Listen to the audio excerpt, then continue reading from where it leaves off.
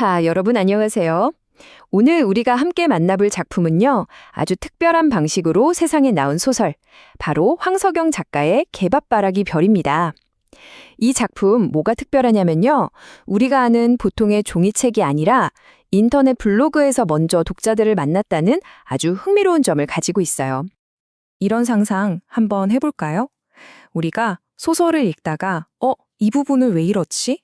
궁금한 점이 생겼을 때 작가에게 바로 질문을 던질 수 있다면, 또 다른 친구들은 이 장면에 대해 어떻게 생각하는지 실시간으로 이야기를 나눌 수 있다면 어떨까요? 바로 오늘 배울 개밥바라기 별이 그런 상상을 현실로 만들어준 아주 재미있는 작품입니다. 이 소설의 진짜 매력을 제대로 파헤쳐보기 위해서 오늘은 이렇게 5가지 순서로 이야기를 나눠볼 거예요. 자, 그럼 첫 번째 이야기부터 바로 들어가 볼까요? 네, 맞아요. 이 작품의 가장 독특한 점은 바로 2008년에 출간되기 전에 인터넷 블로그에 먼저 한 편 한 편 연재가 되었다는 거예요. 지금이야 웹소설이 너무나 익숙하지만 이 당시만 해도 이건 정말 파격적이고 새로운 시도였답니다. 쉽게 말해서 여러분이 좋아하는 웹툰 보고 나서 바로 밑에 댓글 다는 거랑 똑같다고 생각하면 돼요.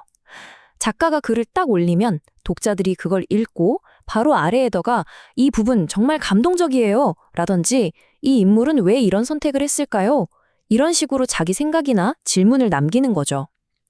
말 그대로 독자들이 작품에 참여하면서 다 같이 이야기를 완성해 나가는 아주 새로운 방식의 소설이었던 거예요. 자, 그럼 이렇게 특별한 방식으로 태어난 이 소설은 과연 어떤 내용을 담고 있을까요? 그 힌트는요, 바로 이 작품의 제목, 개밥바라기 별 안에 숨어 있습니다. 개밥바라기 별, 이름 참 예쁘지 않나요? 이게 저녁에 강아지들이 밥 달라고 기다릴 때쯤 서쪽 하늘에 반짝 뜨는 금성을 가리키는 순우리말이래요. 옛날부터 어두운 길을 가는 나그네들에게 길을 안내해주는 별이었다고 하거든요. 바로 이 별처럼 이 소설 속 주인공들도 1960년대라는 좀 혼란스러운 시대 속에서 내 길은 뭘까? 방황하면서 조금씩 성장해 나가는 이야기를 담고 있습니다. 이야기는 1인칭 주인공인 준의 시점에서 펼쳐져요. 준은 학교라는 정해진 틀이 너무 답답하게 느껴지는 책을 좋아하는 문학소년이고요. 또 학교를 그만두고 우리 그냥 산으로 들어가자 라고 말하는 친구 인호, 그림의 소질이 있는 정수, 그리고 우연히 알게 된 대학생 화가 무까지. 이 인물들 모두 각자의 방식으로 고민하고 방황하면서 진짜 자기 자신을 찾아 나서는 거죠. 이 소설의 여러 장면들 중에서 우리가 특히 주목해서 봐야 할 부분이 있어요. 바로 대학생 무의 화실에서 벌어지는 예술에 대한 뜨거운 논쟁인데요. 이 대화를 잘 들여다보면 1960년대 젊은 예술가들이 어떤 고민을 했는지 생생하게 느낄 수가 있습니다. 정말 흥미로운 대결 구도죠? 무와 정수는요, 예술을 바라보는 방식이 완전히 180도 달라요. 무는 내 안의 에너지를 막 폭발시키는 것 같은 추상적인 그림을 추구하고, 정수는 소박하지만 진솔한 감정을 담아내는 구체적인 그림을 그리죠. 두 사람의 대화는 마치 진짜 예술이란 과연 뭘까에 대한 깊이 있는 토론 같아요. 무가 추구하는 건 추상표현주의라는 사조예요. 특히 유명한 화가 잭슨 폴록처럼 캔버스에 물감을 막 뿌리거나 흘리는 액션 페인팅 기법을 쓰는데요. 미리 뭘 그릴지 계획하지 않고 그냥 그 순간 내 안에서 끌어오르는 감정과 에너지를 그대로 캔버스에 쏟아내는 것.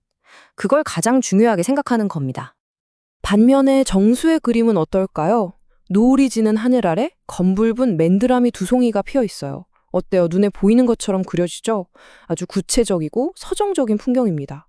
마치 시 한 편을 읽는 것처럼 눈에 보이는 대상을 통해서 자기의 감정을 솔직하게 전달하는 말 그대로 문학적인 그림인 거죠. 나는 밑그림이 싫어. 이 대사 한마디에 무가 생각하는 예술의 핵심이 아주 강렬하게 담겨 있죠. 정해진, 계획된 아름다움이 아니라 통제되지 않는 날 것 그대로의 감정을 터뜨리고 싶어 하는 그의 예술가 정신이 그대로 느껴지는 것 같아요. 자, 이제 이 소설이 왜 그렇게 특별한지 그 진짜 비밀이 풀릴 시간입니다. 바로 작가와 독자가 댓글을 통해서 직접 이야기를 나눈다는 점이에요. 방금 우리가 살펴본 예술 논쟁, 솔직히 이름도 좀 낯설고 조금 어렵게 느껴질 수도 있잖아요. 아니나 다를까 연재 당시에 한 독자가 정말 솔직한 질문을 댓글로 남깁니다. 소설에 나오는 화가들 이름도 생소하고 그 예술 세계를 이해하기가 좀 어렵다는 내용이었죠. 아마 여러분도 충분히 공감할 수 있는 그런 어려움이었을 거예요. 바로 그때 작가이신 황석영 선생님이 직접 댓글창에 등판합니다. 그리고 작품의 시대적 배경, 그러니까 1960년대 우리나라 미술계가 서양의 새로운 예술을 어떻게 받아들이고 있었는지, 당시 젊은 예술가들이 어떤 분위기 속에서 고민했는지를 정말 친절하게 설명해 주시는 거죠. 이게 바로 인터넷 연재라는 형식만이 가질 수 있는 엄청난 힘이에요.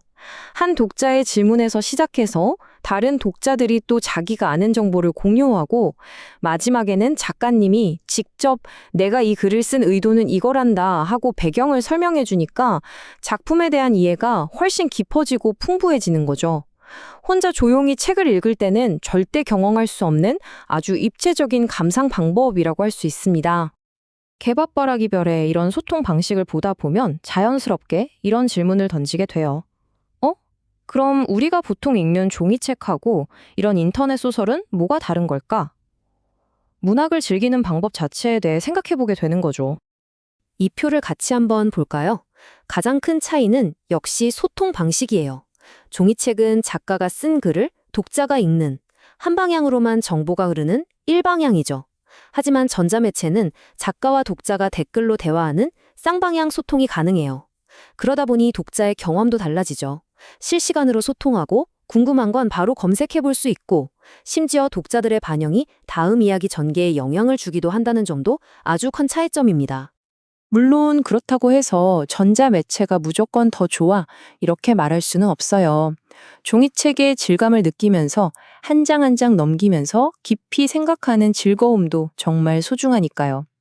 중요한 건 어느 한쪽에 더 낫다기보다는 이렇게 기술이 발전하면서 우리가 문학을 즐길 수 있는 또 하나의 새로운 길이 열렸다는 사실, 바로 그 자체일 겁니다. 자, 정리를 한번 해볼까요?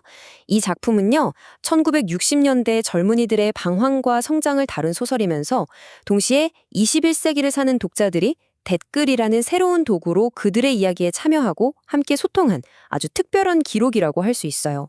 즉, 과거의 이야기와 현재의 소통 방식이 만나서 시대를 뛰어넘는 아주 멋진 작품이 탄생한 거죠. 여러분은 어떻게 생각해요? 앞으로 기술이 더 발전하면 우리는 또 어떤 새로운 방식으로 문학작품을 만나게 될까요? 이 질문을 마음속에 한번 품어보면서 기회가 된다면 개밥바라기 별을 직접 읽어보기를 바랍니다. 오늘 설명은 여기까지 하겠습니다.